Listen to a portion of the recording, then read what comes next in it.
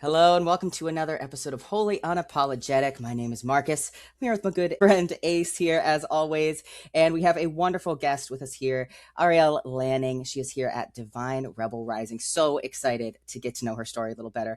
Welcome. Thank you so much for being on the show. Absolutely. Thank you for having me. I'm excited to be here. Cool. So there is so much we have in common with the work that you do, but I'd love to just hear it from your own words. How would you describe what you do nowadays? Well, what you see online is I help people process emotions and specifically honing in on people that have religious trauma in their backgrounds and want to expand spiritually, but that obviously doesn't feel safe in their nervous system. So we work on that and then rewiring emotions so that we can embed new beliefs so that they can feel safe where they choose to go. That is the big one. I can relate to so much of this, and it's a lot of what we talk about in the podcast. So thank you so much for being here. How would you describe your journey in this way, your deconstruction journey? How much of that would you like to share a little highlight reel of that for us? Because I'm sure in a lot of ways we probably have experienced a lot of the same traumas through our own religious backgrounds, especially being raised in purity culture as well. We are trans, but we grew up in that culture. So is there anything you'd like to share just in terms of your own deconstruction journey? What were some of the big moments for you in that process? Yeah, sure. So when I became a mom, I was raised Mormon, and then my mom left the church, and we fell off, and I didn't really go to church or anything, and kind of had my crazy days in my early 20s. But when I became a mom, I fell right back into the role of Christianity because I thought that's what a stay-at-home mom needed to do to raise a good child.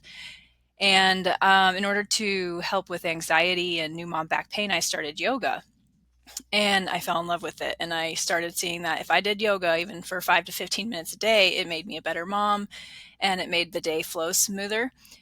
So a couple years later, I had the opportunity to do a yoga teacher training. And every morning I'd get up and read my Bible first before I had to do whatever meditation or homework we had for the training.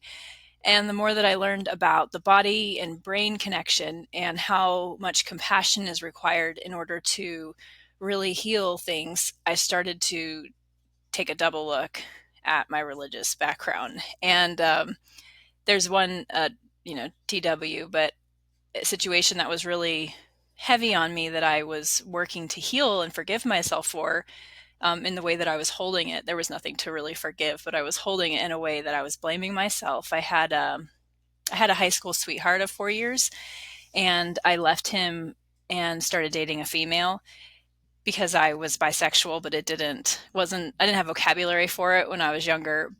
And it came out kind of in a rupture and it ruptured my life because it was kind of like, I can't deny this. And it was really strong. So I left and kind of started, embodying the sinner belief that I thought that I was. And he ended up committing suicide a short while after. And so it was very heavy on me that I had somehow something to do with that.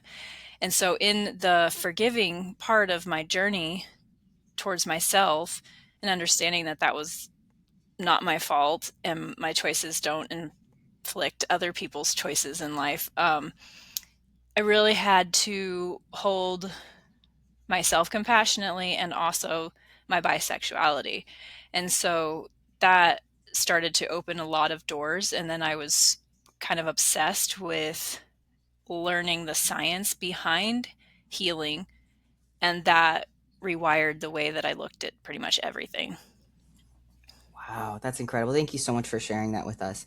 Hmm. Because you're very well educated. You have a master's, right? I think it was in human resources. And would you say it properly for me? Yeah, sure. I have a master's in organizational management with a specialization in human resources.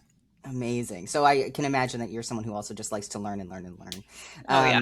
Um, Love that. Same. So, can you talk about that a little bit more? This idea of basically working through the emotions of forgiveness, but not from the way that we're raised with in this very heavy religious sense, but in an absolutely necessary way of that self love and self compassion. Can you talk a little bit more about that? Yeah. So, with the religious perspective that I was carrying, it was that I needed to give it to God and ask God to forgive me for what I had done. instead of realizing that there was nothing to forgive and Hmm. holding myself compassionately, and then holding that young girl who held all that shame and blame and telling her how much love she deserved and how much she was allowed to explore her feelings and her the pieces of her that she wasn't even allowed to acknowledge existed. So it was a flip on the script of what it meant to heal in the first place. Mm, that's amazing. Yeah, I know I need to continue on some of the big literature when it comes to kind of speaking to that inner child and that compassion. Do you think being a mother makes it easier to think back to your younger self and have that kind of compassion? Do they start to kind of translate? Yeah, absolutely. Because when I became a mother, I swear I probably stared at her abnormally, like in abnormal amounts, but I was just waiting for the sinner to show up. Mm, She was born so pure and everything was so straightforward to me. They cry when they have needs and it's understandable needs. And so I just kept staring and waiting for that badness to come in and it just didn't. And so even if I couldn't access my own inner child at that time yet, I could see, I could use her as a representation of my own inner child. Still getting to practice that kindness. Wow, Hmm. that's amazing. Because that is so much of what we're raised with is just that we're a poor, miserable sinner. And that's what I was, I would say I was confessing that every week of my life for my entire childhood, being like, I don't think I did too much this week. I'm only 6 years old. Um, I also wish I had a copy because I remember finding it a few years ago from my own like baptism, the pamphlet from it, and it was a lot of hellfire kind of talk around like if we could save this baby through this baptism to not be owned by the devil or something like that. I wish I had those classic memorabilia, but it is a very common idea that we are these just all bad and then maybe we can be saved, which is terrible. And I think it'd be much easier to look at a child, your own beloved child, and be like, this isn't quite adding up. And we've also had other similar stories, even in the vein of someone who had left behind the Mormon church and their family being a big part of that and their children being a big part of that. You had such a good video I just watched the other day that had to do with the idea of spanking and how really I think some parents maybe just lack the like emotional maturity to properly parent their kids. Do you mind giving kind of a summary of that video? Because I think that was just a wonderful perspective. Just overall, that it's a violation of their own personal authority, and our authority is one of the necessary needs for a child to neurologically develop their cognitive mind. And so if they don't have authority over their own body or the opportunity to be curious, they actually are stunted, and that results in cognitive impairments in adulthood.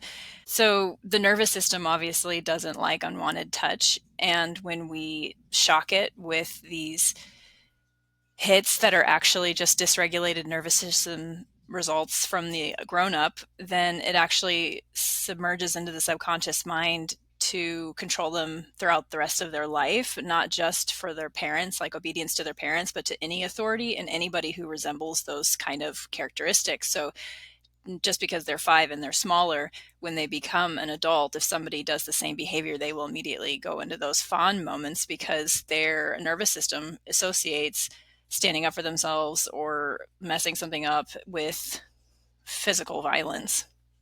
Yeah, absolutely. And I remember even for how rarely I was hit growing up, it still would only just trigger in my mind, like, oh, I just have less respect for this person now, this entity, because we couldn't just argue about something or disagree. Then it just was supposed to be this shut off of the conversation. But yeah, it's heartbreaking to think that that violence is normalized in the church sometimes. And of course, these are broad statements, but still, a lot of us have grown up with this normalization of that violence. Um, but you have made so many videos, beautiful videos talking about parenting. There's one in particular that I would imagine probably went especially viral. I think it's how I found you in the first place. But talking about Unicorn Day with your daughter, do you mind sharing that story, if you don't mind? Because I love that story. Oh yeah, I don't mind at all. So my daughter and I were sitting on the couch one night, and she told me that whenever she sees a small child with a unicorn costume or bright colored outfits, she feels like that's pathetic. And she was looking at me like, why do I feel like that? And I think that's also because when she was younger, she was the most vibrant little rainbow dressing child, and she loved unicorns. It was like Mm. all of her decor and what people would buy her. and her fourth birthday party was a unicorn themed party. So I had her go into the emotion, find where her in her body where she would feel the patheticness that she would project onto other people. And I asked her what color it was, what texture, and to breathe into it, we expand it so it gets a little bit bigger and less dense. And then as you sit with it, you can ask it to show you the first time you felt this way. And so I asked her what memory it was bringing up for her, and she said her birthday party. And I hadn't brought it up. I hadn't even thought of the birthday party before we went through the process. And she said, oh, and then I asked her, well, what do you remember? What are you remembering about that your birthday? And she said, Poppy's pictures all over the place. So we owned an extra restaurant. We had a couple restaurants, and we had one that was going to be used for caterings, but we had used it for family events because it was where everyone could gather and we could clean up easily. And my mother-in-law left out some of the portraits on one of the shelves so that maybe she thought like so he could be there at the party or something, but there were some pictures there. And then my daughter, I guess, asked her where Poppy had been, and she explained that he went over to the Rainbow Bridge. And it was, I guess, the first time my daughter realized that he was gone because he wasn't present at the party. And so she associated little kids in unicorn outfits with being pathetic. That's just so important to be able to explore those emotions. And feels scary, like even as an adult, that seems like such an intimidating process, but absolutely necessary. So I've been so working on trying to slow down enough to even hear my inner voice, because I think it's so easy in today's hustle culture to just constantly have sound, and not sit with the silence. And so I'm even kind of doing some of that inner work of like, why am I so afraid of the silence? But can you talk a little bit about what this is like? So I know you do coaching. Is this something that you sometimes help people with? Because I think I as much as I've heard of this type of thing from great teachers such as yourself, I would wager that maybe the average adult isn't very practiced in doing this kind of work and might need a little extra help. Yeah, a lot of extra help. Yeah, so I do walk people through this process and teach them how to actually be present enough with the body. Part of religious trauma is disconnection from the awareness in the body, because the initiator of PTSD is disconnection between mind and body. And if you are scared of the sensations in the body, or you believe that you don't own it, or you just learn that your feelings are dangerous, you actually start to bring your awareness out of your body and it starts to stay in your head. And I don't know about y'all, but sometimes what I would do is I would fill in the whenever I was feeling something uncomfortable, my brain would go faster so that it could distract me. So I Mm. would stay stickier in the mind so that I could avoid the feelings below. So the first thing that I do is help people feel safe enough to go into the physical feelings, and then how to speak with them, and then how to track back the original feeling that stored in the fascia that caused this memory of the in the subconscious mind, so which causes the trigger from there on out until we go address it. And then after that we work on a new intentional belief, and then we EFT tap in the new intentional belief so that we can believe it in our nervous system. Mm. And can you break down that EFT for us? I know I'd heard that from some of your other videos and from your website as well. Yeah. So it's just following the meridian lines and helping the nervous system feel safe while repeating things that we would like to believe instead. There's a couple different formats of that I do, but I have like a specific one that I do for big beliefs that's a little bit longer. Mm. Yeah, it's amazing how interconnected this all is. And I was thinking too with yeah, so I definitely was raised with an idea that feelings are an inconvenience. It can only be disruptive. So I was kind of like out of sight, out of mind, quiet, try to be perfectly behaved all the time. But also the idea of body not being yours, that's a big one. I think especially for people raised female, there's this idea of like my body belongs to my future husband. Hmm. I felt so disconnected in that way. And then two, I was thinking about this as well with the idea of hitting kids, is this idea of telling them like it doesn't raise people well for the idea of consent as well. And so later on in relationships, like, of course I didn't get much of a sex ed education, or that wasn't something that was talked about a lot, but I wish I could have still had conversations about consent. I was still pressured in ways that made me feel uncomfortable, even if it wasn't as, reaching this particular line in religion. And so those things are all also interconnected. but yeah, that's that listening to you, actually being still and present in our bodies can be really, I think, scary because we're a little bit afraid of what might come up, and it can feel kind of overwhelming, which is why I think sometimes that healing process, we think things are going to get easier, and it's not always such a straight line either. What's kind of helped you through some of the harder parts of your healing journey? Oh man, there's so many different parts of the healing journey and different tools I've used at different times. But at the same time, you have to kind of remember how to help people through these things that might be back at, level one. I would Right. imagine you have to kind of remember what it was like. Oh yeah, I remember being at that stage. I would just say yoga is always helpful because it helps bring your awareness into sensation and helps teach you how to feel safe with sensation. Mm, And you can move things through your body to regulate your nervous system without actually confronting them, but that doesn't help on long-term rewiring. I mean, if you it can, but it's I would say that a lot of times you're still just balancing the nervous system on a day-to-day basis with the subconscious beliefs still thriving in the background.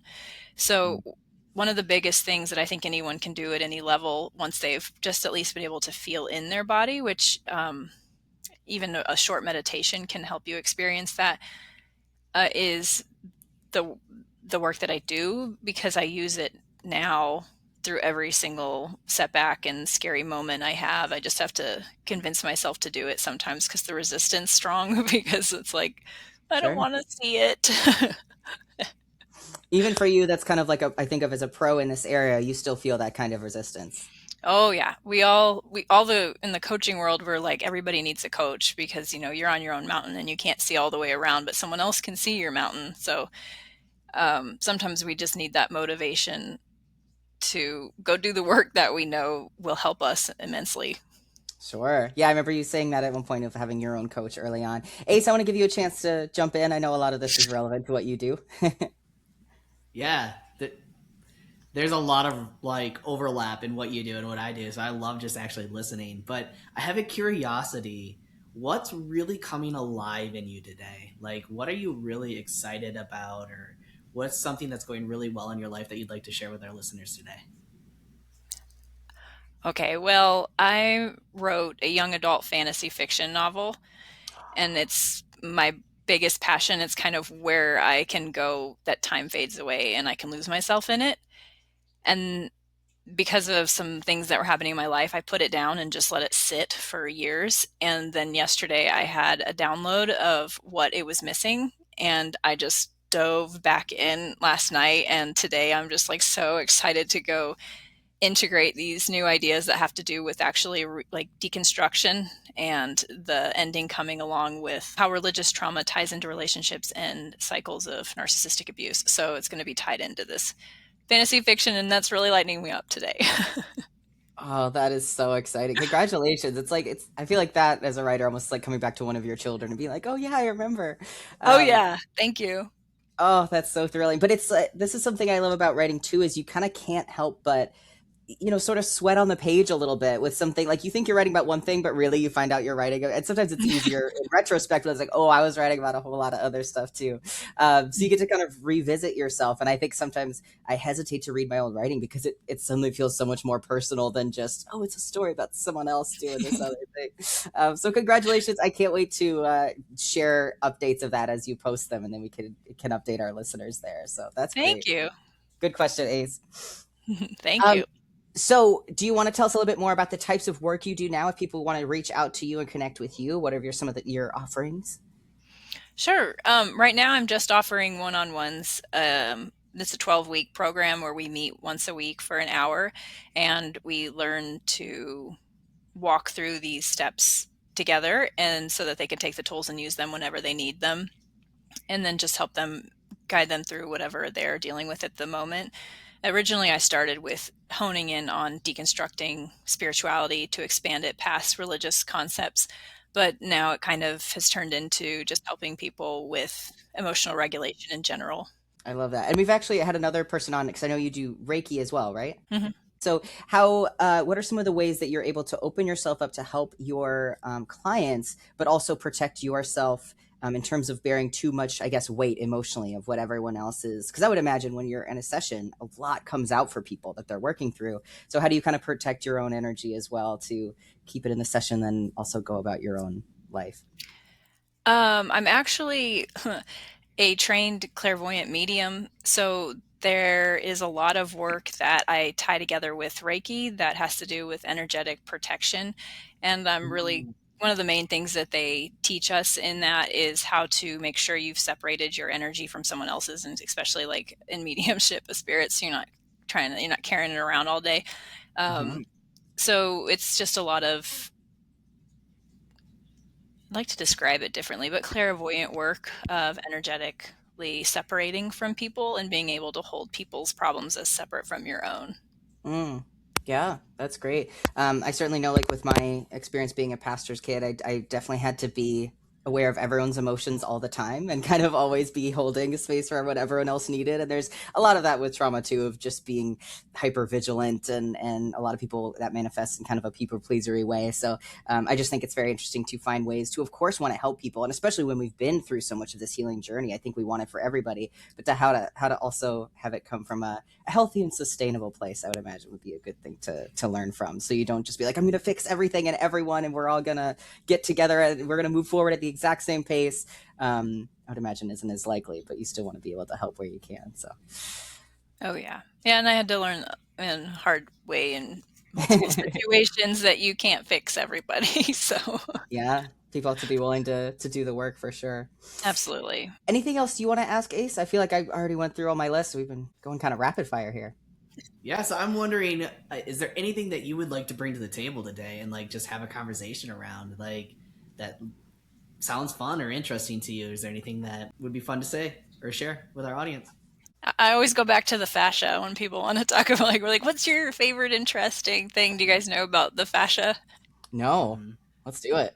So the fascia is the spider webby stuff that's in your body. It's a bioelectric conduit, and every single thing in your body has a layer of it, down to each cell or organ, hearts, everything. It's all held together and connected through the fascia. And what travels in the fascia is energy, and energy, if you know, emotions is energy in motion.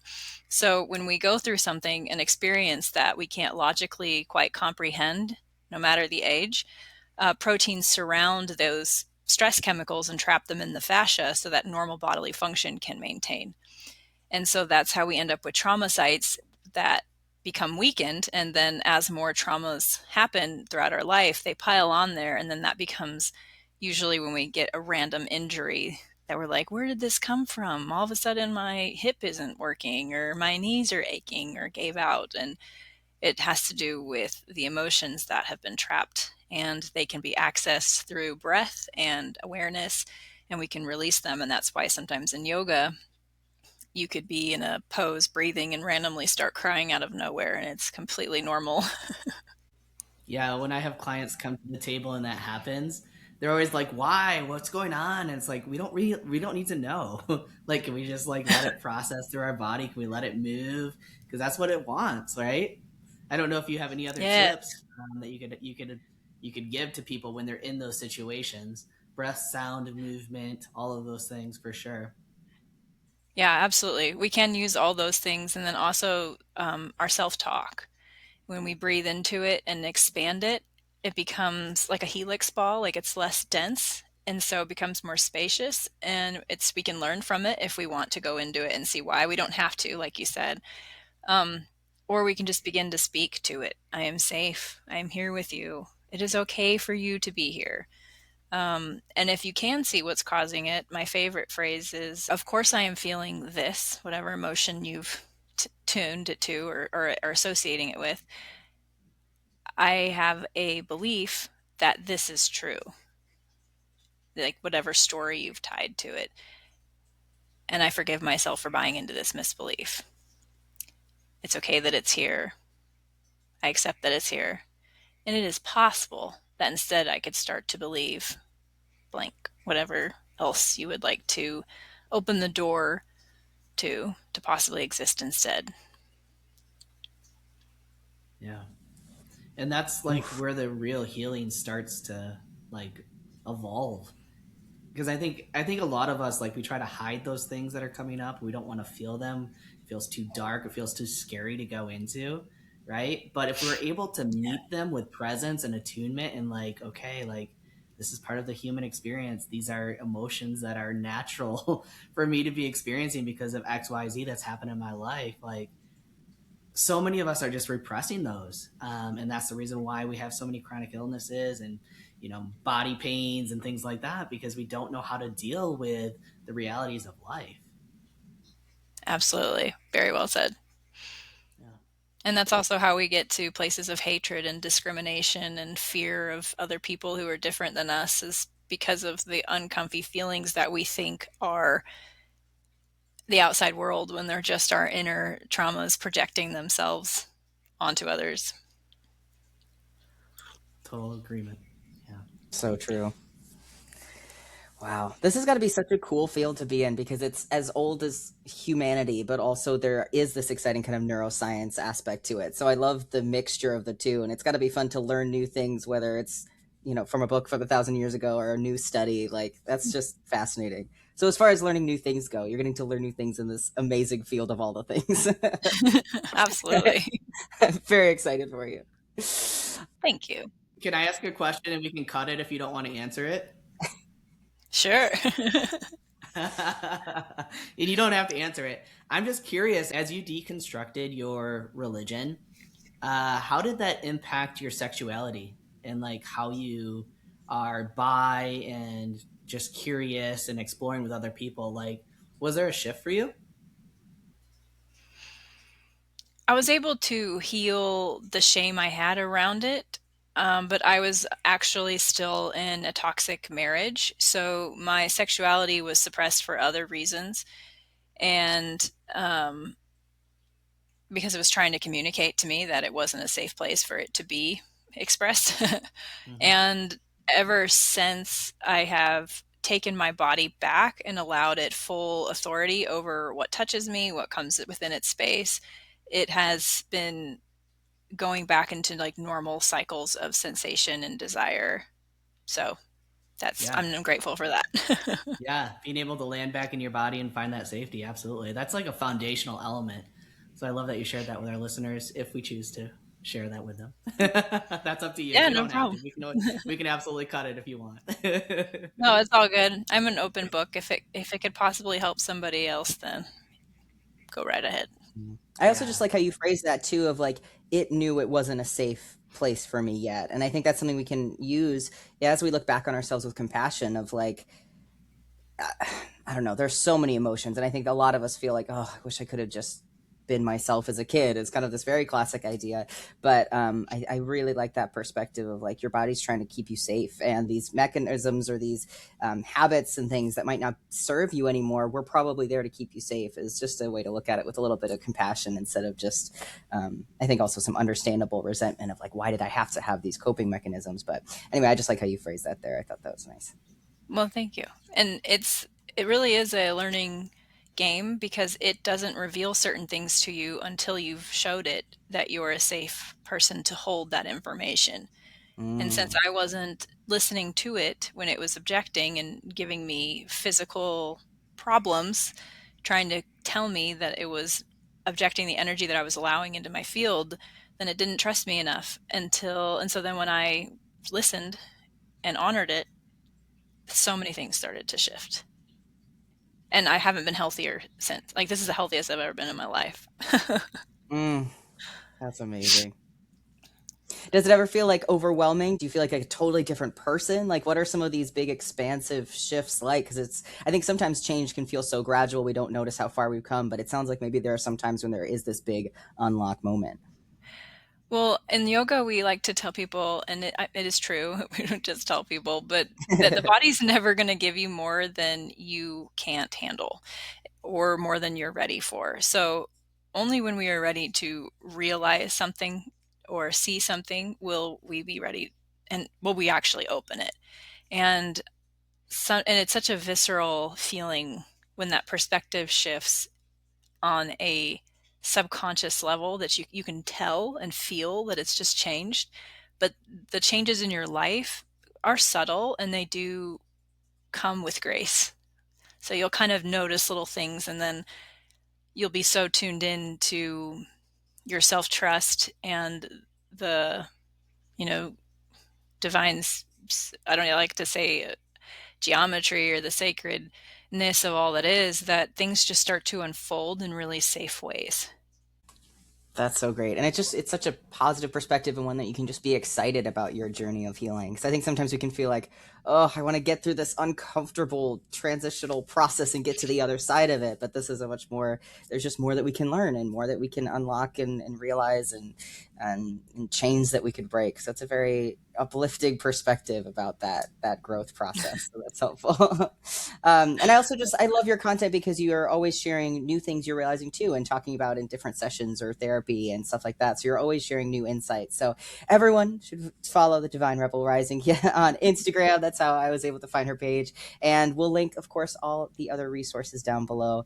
So you can connect with either Ariele here or Ayce. So thank you so much for being here. I really appreciate your time, and we'll catch up with everyone on the next episode of Wholly Unapologetic.